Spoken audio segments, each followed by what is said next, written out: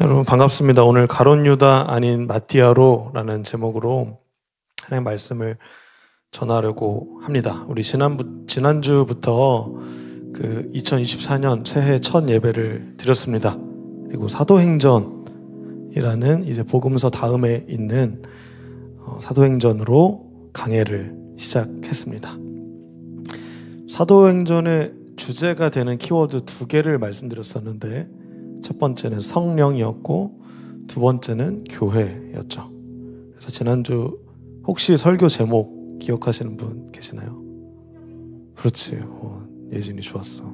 자, 성령행전이라는 제목으로 성령님께서 교회 그리고 교회인 우리에게 임하셔서 하시는 놀라운 일들에 대해서 이야기하고 있는 책이 사도행전입니다. 그래서 지난주에 가장 중요했던 구절은 사도행전 1장 8절 말씀이었습니다. 1장 8절을 함께 읽으면서 우리가 오늘 설교를 시작해 봤으면 좋겠습니다. 같이 읽읍시다. 시작.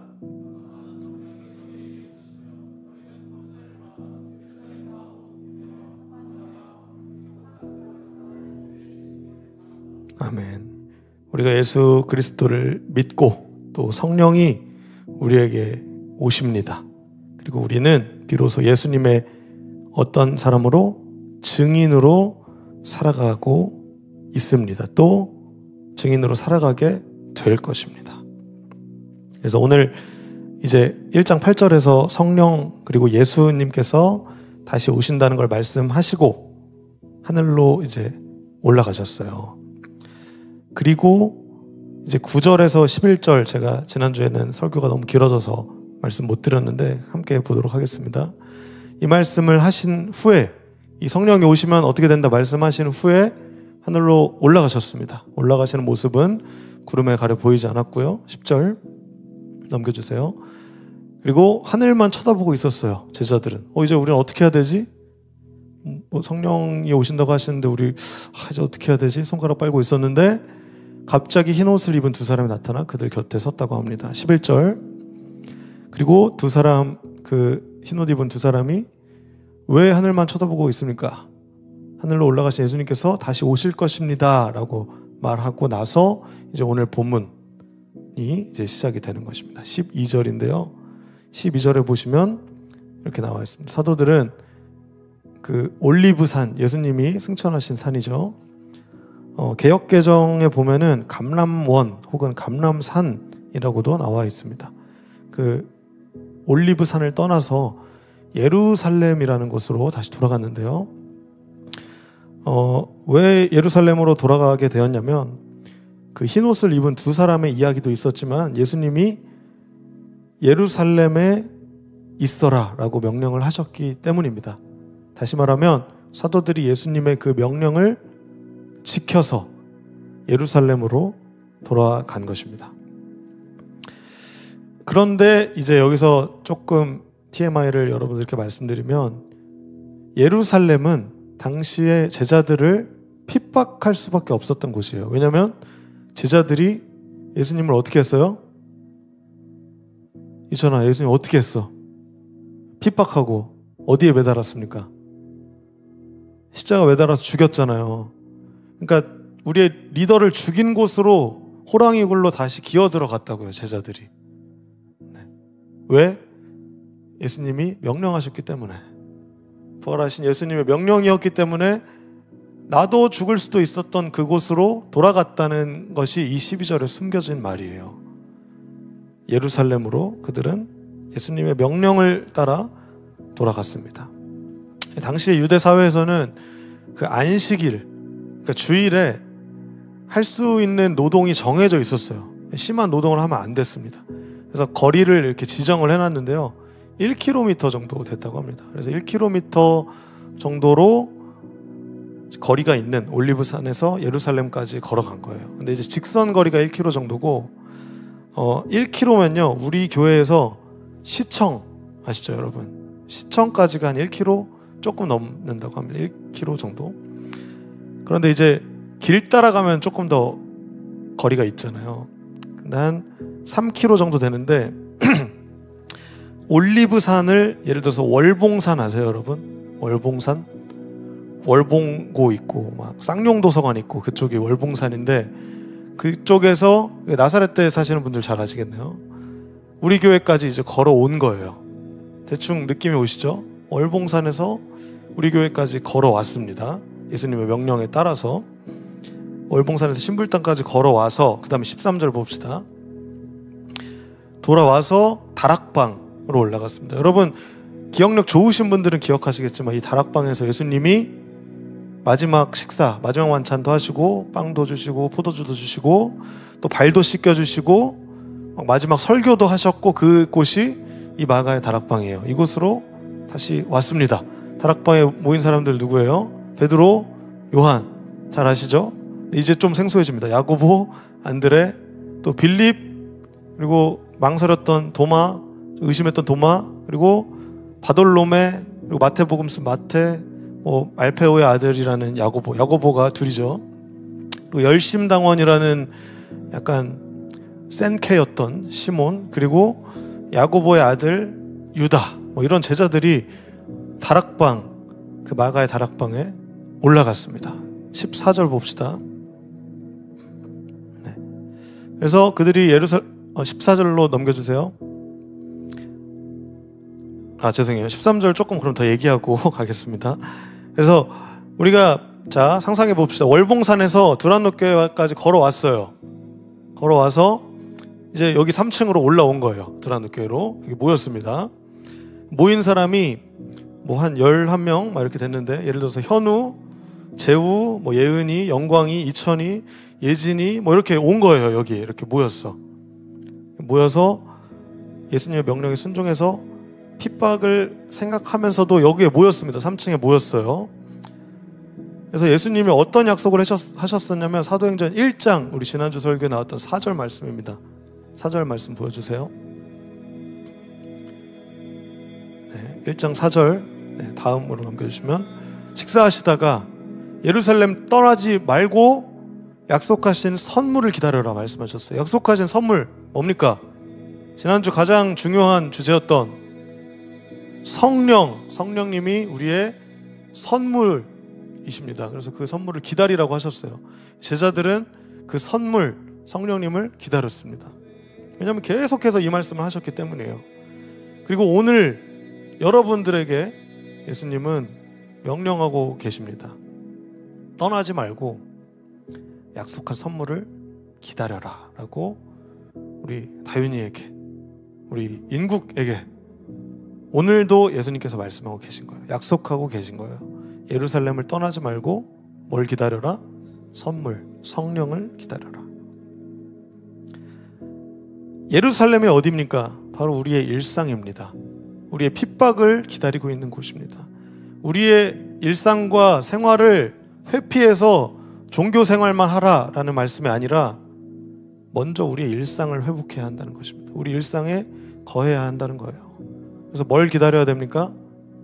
사도행전의 주제인 성령을 기다리라는 것입니다. 선물, 성령을 기다려야 합니다.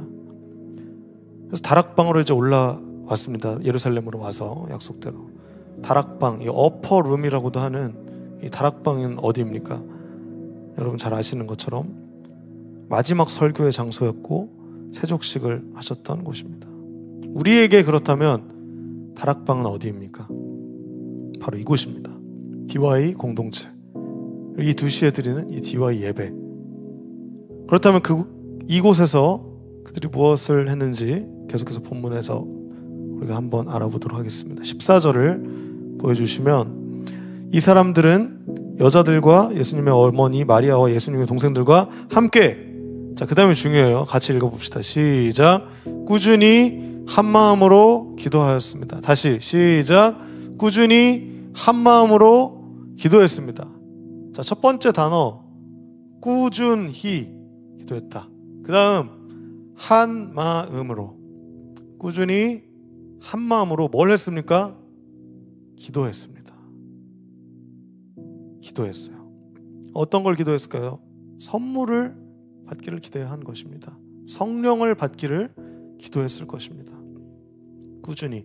이 꾸준히라는 말부터 우리 함께 보면, 계속 이제 2장 42절, 46절, 6장 4절 사도행전에서 계속 언급되는 단어예요. 꾸준히. 그리고 한 마음으로라는 단어는 사도행전만 10번이나 나왔던 단어입니다. 그래서 계속해서 이 누가가 강조하고 있는 단어예요. 사도행전에 계속 쓰였던 꾸준히 한 마음으로라는 단어를 기억하세요. 이 한 마음으로라는 것은 개역개정 성경에 보면 마음을 같이 하여라는 뜻입니다. 여러분, 우리도 기도하잖아요. 모여서 기도하잖아요. 우리를 함께 좀 돌아봤으면 좋겠어요. 여러분, 기도하십니까? 지금도 우리 기도하고 계시는 분들이 계세요. 네, 고개를 이렇게 숙이고 하나님과 이렇게 마주하시는 분들이 계십니다. 그러나 한 마음으로 기도해야 되는데 각자의 마음으로 그냥 깊게 하나님과 교제하고 있게 되는 거예요. 한 마음으로 기도해야 되는데 우리는 지금 어떤 마음을 가져야 됩니까? 주님께서 우리에게 주시는 말씀을 주목하는 마음을 가지고 기도해야 할 것입니다. 이번 주에 신년 축복 새벽 기도회 있었잖아요. 죽을 뻔했습니다. 저도 오늘 죄송하지만 막 주보에 막 틀린 수정도 못하고 막 그런 것들이 있었고 너무 죄송해요. 네. 막 정신이 하나도 없어가지고 잠을 못 자니까 일상도 막 뒤틀리고 막 여러 가지가 있었는데 아마 여기 힘드신 분들 다 이제 새벽기도 나오시고 막 하시느라고 고생 많이 하셨을 것 같아요. 온라인으로도 막 참여하고 졸린 몸을 깨워서 참여한 청년들이 있었습니다. 그리고 우리는 기도회가 예배 전 1시간 전에 기도회가 있어요. 10분 동안 기도하고 또 예배 10분 전 직전에 기도하는 기도회가 있어요. 우리는 한 마음으로 기도하는 시간이 있습니다. 1시간 전에 찬양팀들 또 예배위원들, 팀장님들, 임원분들 다 오셔서 예배를 위해서 같이 한 마음으로 기도하려고 노력해요. 성령님을 구합니다. 그리고 예배 10분 전에도 자리를 정돈하고 막 이렇게 같이 만나서 반가운 마음 조금 뒤로 하고 함께 앉아서 기도하는 그런 시간이 있습니다. 그렇게 꾸준히 기도한 지 한 1년이 우리가 넘게 지났어요. 계속해서 우리는 꾸준히 기도할 것입니다. 자, 그렇다면 DY는 이렇게 기도하고 있다고 하는데 이제 우리 개인을 함께 돌아봅시다. 우리의 마음을 돌아보자고요. 여러분, 우리는 일단 물어봅시다. 기도하고 있습니까? 기도하고 있다면 우리는 무엇을 기도하고 있습니까? 우리는 어떻게 기도하고 있습니까?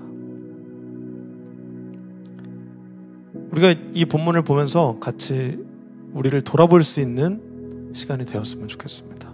꾸준히 한 마음으로 기도했던 이 마가의 다락방에 모인 사도행전에 나온 이 인물들처럼 우리 또한 그렇게 기도할 수 있습니다. 그리고 그렇게 기도하게 될 것입니다. 계속해서 우리 본문을 보도록 하겠습니다. 15절을 띄워주세요. 15절. 사도행전 오늘 본문 15절. 며칠 후에 몇 명이 이제 모였습니까? 며칠이 지난지는 정확하게 나와 있지 않지만 몇 명이요? 120명이 모인 거예요.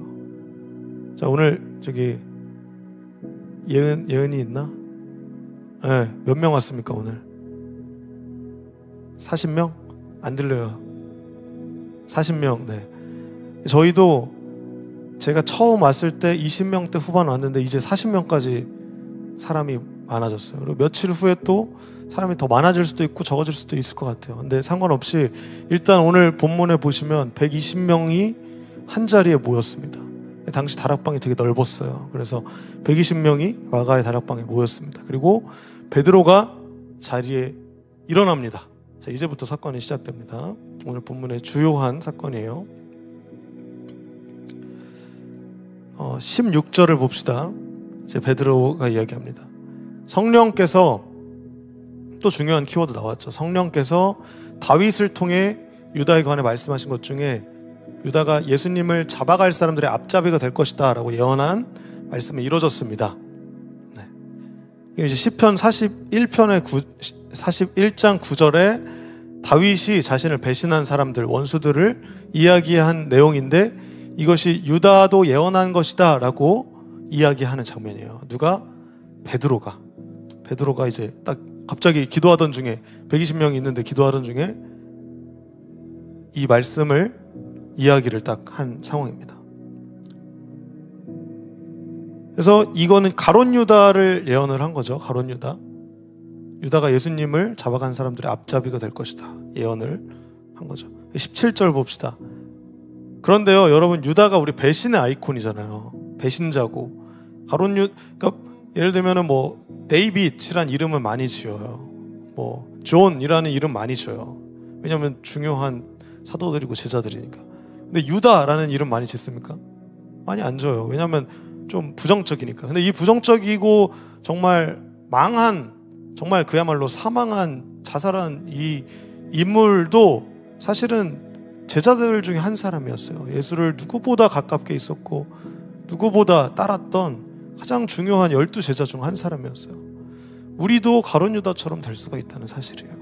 여러분, 예수 믿잖아요. 배신하면 가룟 유다 됩니다. 사도직을 맡았던 사람이에요. 여기 있는 우리 임원, 우리 현우 회장님 가룟 유다 될 수 있습니다. 저 정한빛 전도사 가룟 유다 될 수 있습니다. 제가 배신의 아이콘이 될 수 있다니까요. 이 경각심을 가지고 계속 저도 사역을 해야 될 것 같아요. 계속해서 본문 봅시다. 18절 보시면, 그러나 그런 사람이 의롭지 못한 행동을 한 대가로 받은 돈으로 밭을 삽니다. 그래서 여기서 자살해서 거꾸로 떨어져서 배가 터지고 창자가 밖으로 나온 채 죽었습니다. 여러분, 이 이미지를 상상해 보세요. 밭에서 거꾸로 떨어져서 배가 터지고 창자가 밖으로 나왔대요. 저도 막 넷플릭스 같은 데서 되게 잔인한 거 많이 보잖아요. 스파르타쿠스 막 이런 거 드라마 보면은 장난 아니에요. 수위가 막 그런 것들처럼 유다가 그렇게 죽었어요. 19절, 그래서 이 밭을 아겔다마라고 부르고, 아겔다마는 피의 밭, 블러드로 된 밭인 거예요. 자, 넘어갑시다. 20절, 또 시편을 언급하면서 두 가지 말씀을 합니다. 이 집을 폐허로 만드시고 아무도 살지 못하게 하소서. 그리고 다른 사람이 그 가룟 유다 피의 밭 남기고 자살한 가룟 유다의 직책을 차지하게 하소서라고 기록되어 있는 시편 69편 25절과 시편 109편 8절 말씀을 베드로가 이야기를 해요. 그런데 여러분, 또 재밌는 사실이 뭐냐면요, 베드로에 한번 관해 생각해 봅시다. 베드로는 어땠어요? 성깔 있었죠. 아마 이였을 것 같아. 이 아이보다는 화끈하고 막 되게 센 캐였던 것 같아요. 근데 베드로가 어떻게 했어요? 끝까지 신실하게 예수님 잘 따랐습니까? 3번 부인하잖아요. 배신자였어요. 배반자였다고요. 베드로도. 근데 이 베드로가 예수님께 회개했기 때문에 가룟 유다처럼 되지 않고 오늘 이렇게 말씀을 근거해서 120명이 막 모인 이곳에서 말씀을 근거로 막 당당하게 이야기하고 있다니까요. 누군가 그럴 수도 있잖아요. 야, 너도 배신자였잖아. 너도 예수님 부인했잖아. 3번이나 새벽닭 3번 울었잖아. 네가 무슨 자격이 있어? 저한테도 그럴 수 있어요. 저도 20대 너 예수님 떠났었잖아. 교회 욕했잖아. 너도 방황했잖아. 흔들렸잖아. 예수님 없다고 생각했잖아. 저한테도 할 수 있거든요. 그리고 여러분 모두에게도 할 수 있어요. 야, 네가 예수 믿어? 너 교회 다닌다고? 네가? 이러는 거예요. 정죄받을 수 있고 우리는 비판받을 수 있어요. 그러나 그 끝이 되게 중요한 거예요. 가룟 유다의 끝, 그의 자살, 그리고 베드로의 회심, 그리고 사도 바울도 마찬가지죠. 사도 바울도 처음엔 예수 믿는 사람들 다 잡아서 죽였던 사람이에요. 근데 회심하고 교회를 위해 삶을 살게 되죠. 자, 여러분에게 여쭤볼게요. 여러분 어떻게 사실 거예요? 베드로와 사도 바울처럼 헛짓거리 했다가 회개하고 예수님의 사람으로 살 겁니까? 아니면 가룟 유다처럼 잘 살다가 예수님 잘 따르다가 마지막 예수님 돌아가실 때 성경의 그 저주받는 일꾼으로 사실 겁니까? 평생 기록된 그 배반자의 아이콘으로, 사람 이름 아무도 유다로 짓지도 않는 그 이름으로 살아가실 겁니까? 선택은 여러분의 몫입니다. 그리고 여러분에게 달려 있어요. 저는 여기 있는 모든 분들이 가룟 유다가 아니라 오늘 이제 본문에서 나올 마띠아가 되시기를 예수님의 이름으로 축복합니다. 그 다음에 이제 베드로가 그래서 가룟 유다에 공석이 생겼으니까 21절을 띄워주세요. 21절. 예수님께서 우리와 함께 이곳저곳을 다니시던 동안 우리와 같이 다녔던 사람들 중에 한 사람을 뽑아야 하겠습니다. 이제 공석을 채우자고 한 거예요. 아마 이제 오늘 담임 목사님도 설교하셨지만 40일 동안 부활하신 후에 40일 동안 제자들에게 하나님 나라에 대해서 엄청 막 알려주시거든요. 그때 말씀에 대해서 그리고 복음에 대해서 눈을 뜬 것 같아요, 베드로가. 그래서 이 시편 말씀을 근거해서 한 사람을 뽑아야 하겠습니다 라고 이야기를 하는 거죠. 사도행전 1장 3절에 그 얘기가 나옵니다. 예수님은 40일 동안이나 이 사람들에게 나타나셨고 하나님 나라에 관해서 말씀하셨다고 나와 있어요. 그 다음 오늘 보면 22절로 넘어갑시다. 그래서 뽑힐 사람은 우리와 함께 있었던 사람이어야 합니다. 그리고 부활을 증언하는 증인이 될 것입니다. 이렇게 베드로가 이야기를 해요. 부활의 증인이 될 사도 한 사람을 더 뽑는 장면입니다. 23절에 누가 추천됩니까? 유스도라고 알려져 있고 바사바로도 불리는 요셉 그리고 마띠아 두 사람이 추천됩니다. 이 두 사람은 70인의 예수님 제자들 중 하나였어요. 누가복음 10장 1절에 보면 예수님께서 직접 70인을 임명을 하시고 그리고 친히 가시려는 모든 마을과 고장으로 미리 둘씩 보내셨습니다. 이렇게 나와 있어요. 누가복음 10장 1절에. 그 다음에 이제 본문 24절을 봅시다. 24절에 보시면 주님 누구를 선택해야 합니까? 마띠아입니까? 요셉입니까? 우리도 이제 작년 11월 총회 때 회장을 선출했죠. 저기 맨 뒤에 계시는 이면우 회장님을 비롯해서 그리고 우리 회계 류재우 청년과 또 맨 뒤에 계시는 한예은 우리 서기 이름도 빛도 없이 3명이 이렇게 공교롭게도 다 뒤에 있네. 그래서 이렇게 열심히 사역하고 계신데 그 사람을 뽑았어요. 우리도 기도했습니다. 이 사람들을 두고 누구를 뽑아야 합니까? 기도했죠. 그래서 이 사람들이 부활의 증인으로서 계속해서 사역하고 있는데 우리에게도 지금 공석이 있어요. 부회장이라는 공석이 있습니다. DY 청년부에. 그래서 이 DY 청년부의 부회장을 이제 선출하자. 그래서 이제 임시총회를 연 겁니다. 광고한 것처럼. 우리도 비슷한 상황이에요. DY 공동체도 공석이 있다라는 것. 그런데 중요한 것은 꾸준히 한 마음으로 기도해야지 이거를 그냥 뭐 남 얘기처럼 니네들이 알아서 잘해라 이런 식으로 하면 안 될 것입니다. 왜냐하면 우리는 교회이기 때문이에요. 우리는 사도행전에 있는 교회처럼 중요한 교회가 될 것이기 때문이에요. 계속해서 우리 오늘 본문 봅시다. 25절. 그래서 누구인지를 저희에게 보여주십시오 라고 기도합니다. 또 재밌는 내용이 자기가 원래 속했던 곳으로 간 유다를 대신해서 원래 속했던 곳 지옥을 이야기합니다. 예수님 배신하면 그냥 쉽게 설명드릴게요. 지옥 갑니다. 예수님 배신하면 지옥 가요. 처절하게 사망하고. 그러나 예수님 배반해도 베드로와 사도 바울처럼 회심할 수 있습니다. 주님은 놀라운 은혜를 가지신 분이에요. 자비를 가지신 분이에요. 그다음 오늘 26절 봅시다. 제비를 뽑아보니 누가 뽑힙니까? 마띠아. 원래 이거 약간 TMI인데 제가 설교 제목을 원래 맛돌이 마띠아 이렇게 지으려고 했습니다. 그래서 뭔가 좀 이름 기억하기 쉬우려고. 근데 이제 성령님께서 저한테 말씀을 해주셔서 너무 저급하다 그리고 말씀의 맥락과 맞지 않다 알려주셨는데 네. 마띠아는 아마 맛돌이처럼 정말 쓸모있는 제자였을 거로 추측돼요. 그리고 하나님이 뽑아주신 제비 뽑아주신 인물이에요. 그래서 11사도와 함께 사도가 됩니다. 자, 여러분 우리 하나님께서 세워주신 팀장님들을 잠깐 소개하도록 하겠습니다. 우리 팀장님들 손 한번 들어주세요. 손 높이. 네. 자, 여기 계신 모든 팀장님들 하나님께서 뽑아주셨습니다. 맨 앞에 있는 이천 계속 들고 계세요. 네. 이천이, 시영이, 소연이, 유겸이, 태혁, 은하, 또 어딨어? 현우, 예은이, 지수. 여기 청년들 10명 정도가 있어요. 손 내려주세요. 팀장님들 10명 있어요. 제 목표는 올해 12명까지 뽑는 겁니다. 지금 우리 다윤이도 기도하고 있고 20살 청년들이 많이 올라왔어요. 여러 우리 저기 손을 들고 계시는 우리 형제도 고민하고 있고, 영민 형제, 네. 또 팀장 세워질 예비 팀장님들 많이 계십니다. 그 다음에 아까 잠깐 언급한 것처럼 부회장을 우리가 1월 마지막 주 임시총회에 또 선출할 거예요. 우리가 같이 기도해야 하겠습니다. 꾸준히 그리고 한 마음으로 기도해야 할 것입니다. 그런데 꼭 이제 이 본문처럼 제비뽑기를 할 필요까지는 없어요. 왜냐하면 이 제비뽑기는 딱 이때 예수님의 승천과 성령 강림 이 중간에 하나님의 뜻을 알기 위해서 임시적으로 사용됐고, 나머지는 그런 방식으로 뽑지는 않았거든요. 그래서 이걸 절대적인 방법이다 이렇게 생각하는 건 좀 무리가 있습니다.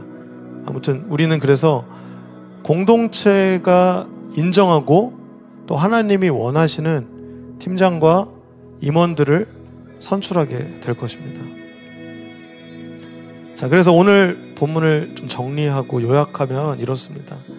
이 베드로가 이제 갑자기 일어나서 새로운 사도를 뽑는 과정에서 이런 특징을 발견할 수 있어요. 첫 번째, 16절에서 20절을 보면 선출의 이 필요성을 성경에 근거해서 필요성을 인식했다는 점이 있습니다. 성경이 기반이 됐어요.